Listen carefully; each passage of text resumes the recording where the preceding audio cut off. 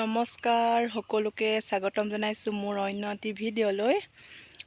ভিডিঅ'টোৰ আজি ইমান দীঘলীয়া নহ'ব, কাৰণ মই আজি আপোনালোকক দুটা বস্তু দেখাবৰ কাৰণে ভিডিঅ'টো কৰিলোঁ। ইমান ধুনীয়া লাগিছে মানে আপোনালোকক নেদেখাই থাকিব নোৱাৰিলোঁ। ব'লকচোন চাওঁ সেই দুটানো কিনো বস্তু ইমান ধুনীয়া। সেয়া হৈছে সোণাৰু ফুল, দেখিছেনে ইমান ধুনীয়া হৈ আছে। আপোনালোকক মানে নেদেখাই থাকিব নোৱাৰিলোঁ। সোণাৰ দৰে হালধীয়া হাঁহি, সোণাৰুৱে যে হাঁহি আছে ন, ধুনীয়া মিচিকীয়া হাঁহি।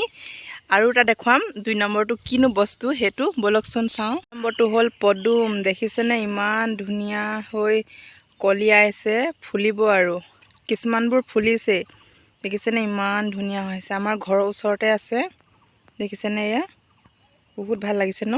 দেখিবতীয়া চাৰিওফালে অকল হালধীয়া সোণাৰু ফুল নহয় জানো। আৰু ক'বচোন কাৰ কাৰ ঘৰত ইমান ধুনীয়া হালধীয়াকৈ ফুল ফুলি আছে জনাবচোন দেই। আজিলৈ আহোঁ তেন্তে, বাই।